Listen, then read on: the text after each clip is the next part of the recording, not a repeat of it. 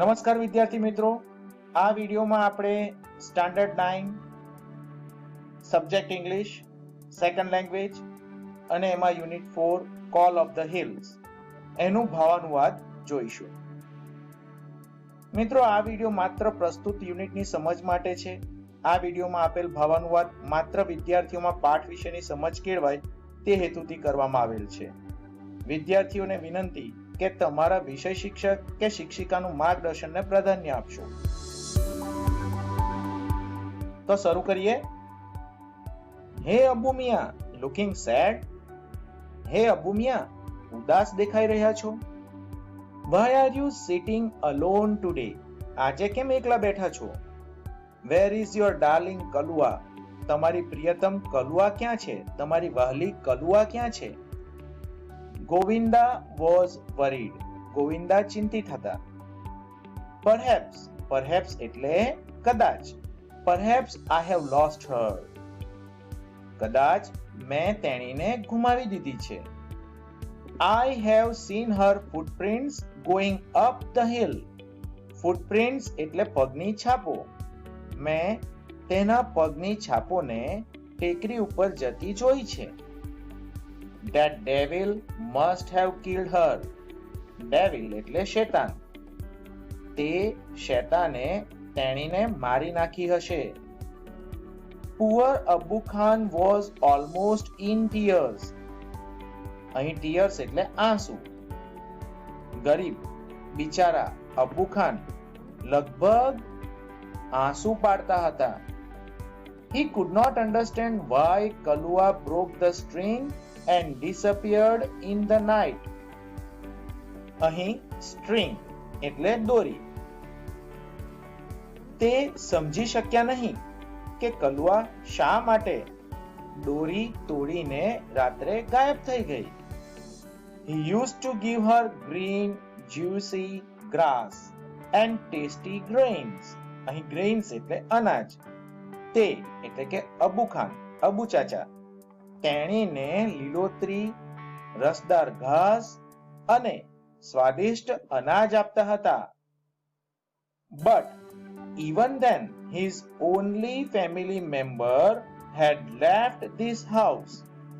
પણ તેના પરિવારના એકમાત્ર સભ્ય એવી કલુઆ પોતાનું ઘર છોડીને ચાલી ગઈ હતી.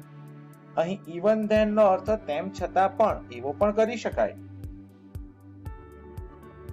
After some days, Abu Mia bought another goat.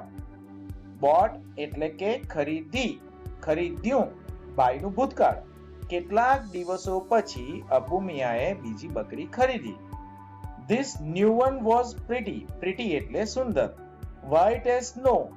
Had two little horns. Horns એટલે શિંગડા. And a pair of lovely bright red eyes.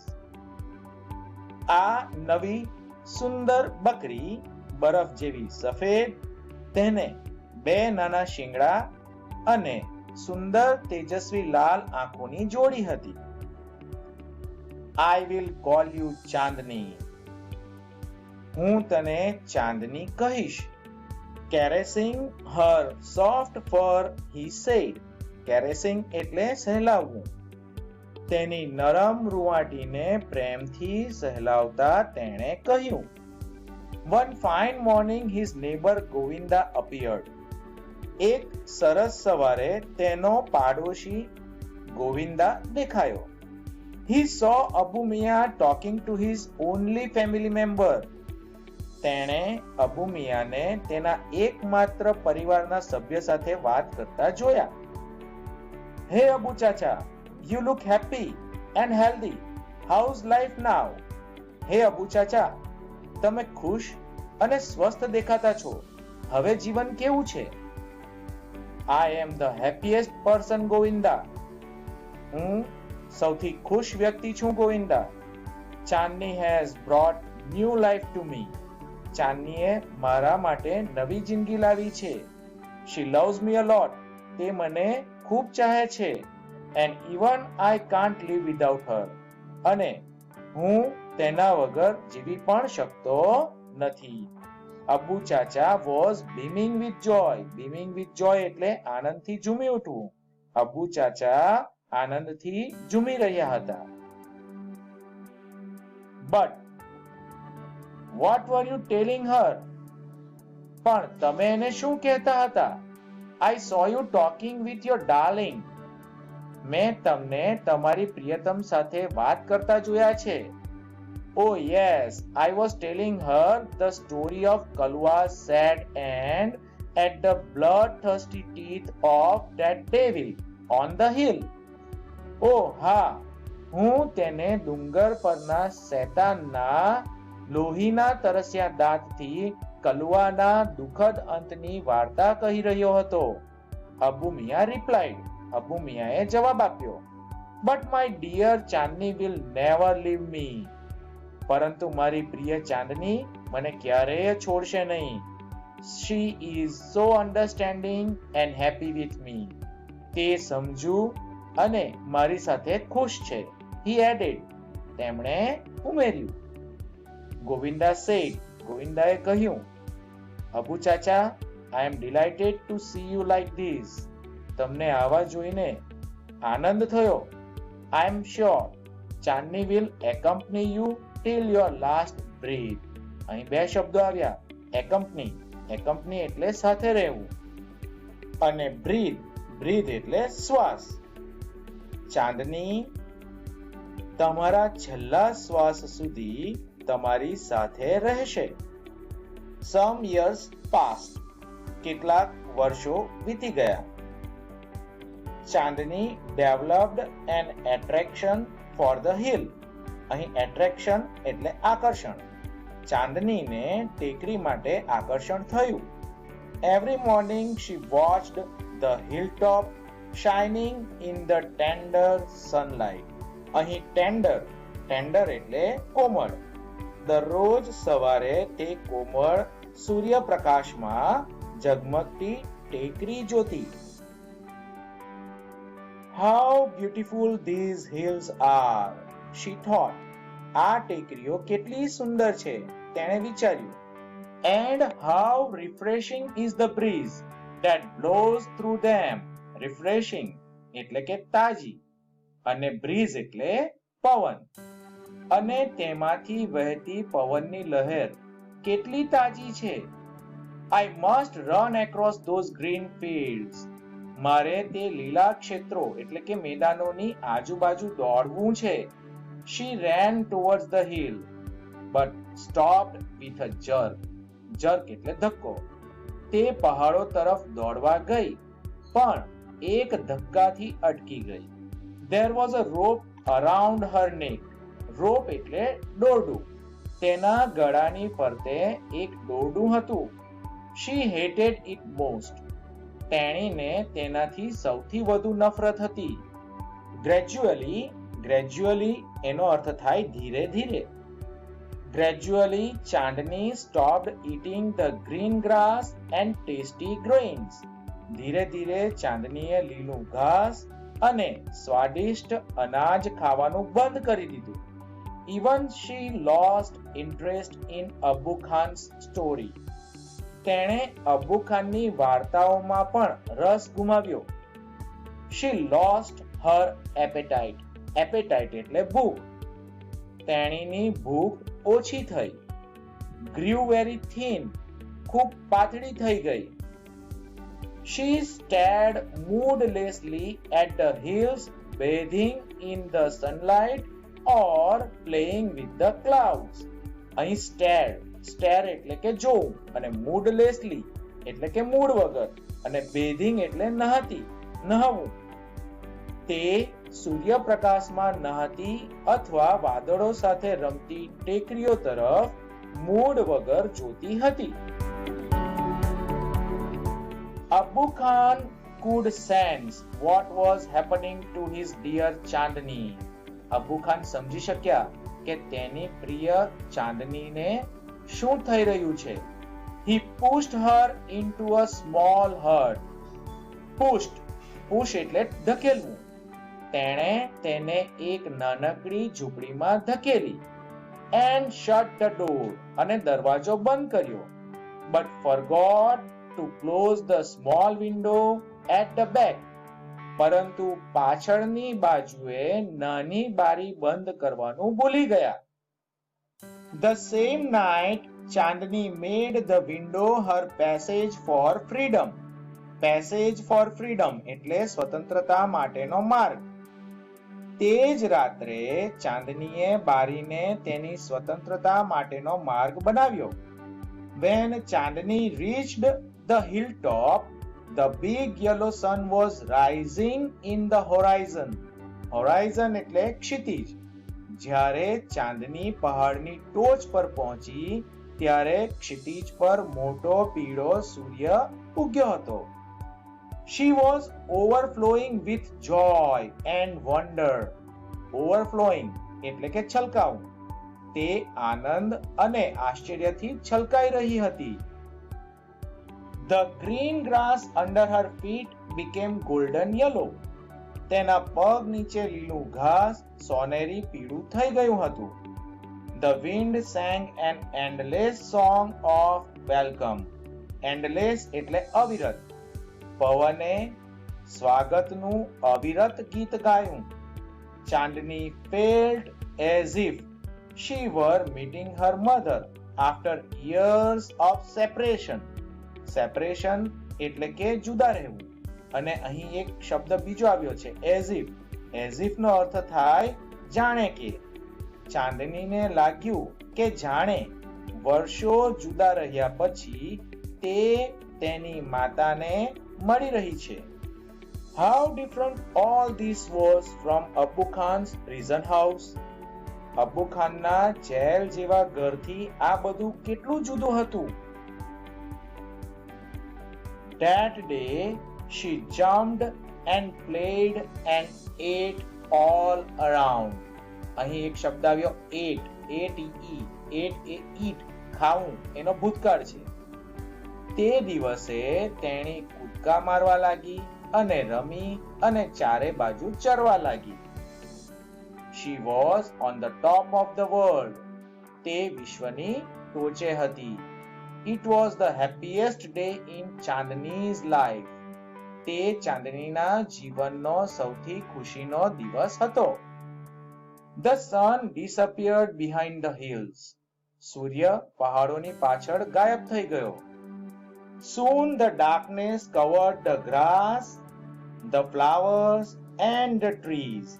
ટૂંક સમયમાં અંધકારે ઘાસ, ફૂલો અને ઝાડને આવરી લીધા. The wind stopped blowing. પવન ફૂંકાતો બંધ થયો. Blow એટલે ફૂંકાવું. There was stillness all around. Stillness all around એટલે ચારે બાજુ શાંતિ. ચારે બાજુ શાંતિ હતી. An owl hooted from a hole. Owl એટલે ઘુવડ અને hoot એટલે ઘુવડનો અવાજ. છિદ્રમાંથી એક કાણામાંથી બખોલમાંથી ઘુવડનો અવાજ આવ્યો. ચાંદની felt scared. ચાંદનીને ડર લાગ્યો. scared એટલે ડર લાગવો. The full moon rose in the distant sky. Distant એટલે દૂર. દૂરના આકાશમાં પૂર્ણ ચંદ્રનો ઉદય થયો. In its silver height, Chandni saw two bright eyes and sharp teeth moving slowly towards her. તેના ચાંદી એટલે કે રૂપેરી જેવા પ્રકાશમાં ચાંદનીએ બે તેજસ્વી આંખો અને તીક્ષ્ણ દાંત ધીમે ધીમે તેની તરફ આગળ વધતા જોયા. The devil was not in a hurry. શેતાન ઉતાવળમાં ન હતો. He knew that this goat was also his food. તે જાણતો હતો કે આ બકરી પણ તેનો જ ખોરાક છે. The wolf and the goat struck their heads with each other. Each other એટલે એકબીજા સાથે. વરુ અને બકરીએ એકબીજાને માથા વડે પ્રહાર કર્યા. He was big and ferocious. Ferocious એટલે વિકરાળ.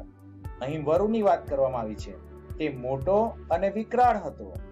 Whereas એટલે કે જ્યારે. She was small but not weak. તેણી નાની હતી પણ નબળી ન હતી. અહીં ચાંદનીની વાત કરવામાં આવી છે. ચાંદની stood firm on her legs. ચાંદની તેના પગ પર મક્કમ હતી, અડગ હતી. Head slightly bent. Bent એટલે વળેલું. માથું થોડું વળેલું હતું. And her strong horns aimed at the devil. અહીં aimed at એટલે ના તરફ તાકેલા. અને તેના શિંગડા પેલા શૈતાન તરફ તાકેલા હતા. She looked like a brave soldier ready to fight a cruel enemy. Enemy એટલે દુશ્મન. તે ક્રૂર દુશ્મન સામે લડવા માટે તૈયાર એક બહાદુર સૈનિકની જેમ દેખાતી હતી. The fight began. લડત શરૂ થઈ. It went on through the night. તે રાત સુધી ચાલી. એટલે કે આખી રાત ચાલી. The moon began to grow pale. Pale એટલે ફિક્કો, નિસ્તેજ. ચંદ્ર નિસ્તેજ બનવા લાગ્યો. And suddenly અને અચાનક. Suddenly એટલે અચાનક. And suddenly hid behind the clouds. અને અચાનક વાદળોની પાછળ સંતાઈ ગયો. The stars also began to disappear one by one. તારાઓ પણ એક પછી એક અદ્રશ્ય થવા લાગ્યા.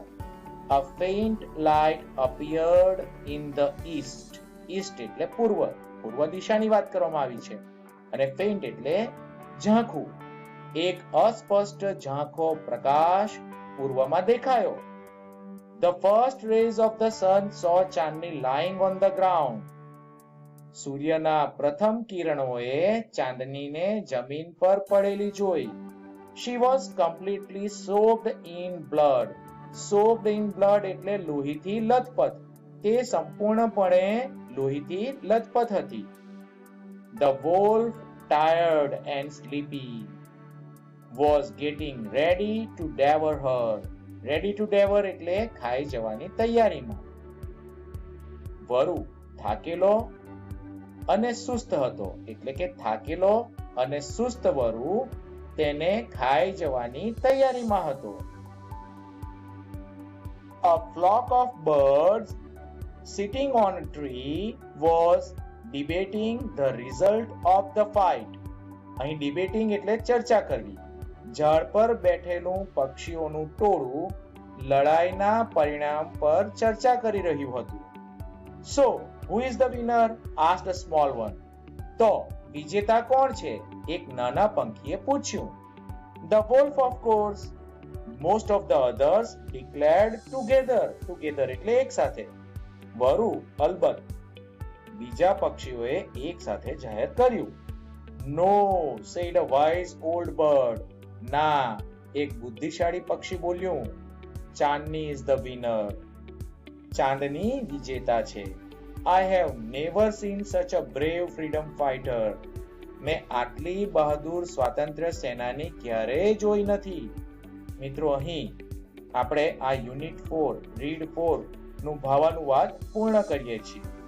મિત્રો આ વિડિયો જો તમને ગમ્યો હોય તો જરૂરથી લાઈક કરશો, તમારા મિત્રો જોડે શેર કરશો અને હજુ સુધી જો તમે મારી ચેનલને સબસ્ક્રાઇબ ના કરી હોય તો જરૂરથી સબસ્ક્રાઇબ કરશો અને બેલ આઇકોનને પણ પ્રેસ કરજો. અને આ સબસ્ક્રિપ્શન એકદમ ફ્રી છે. આભાર.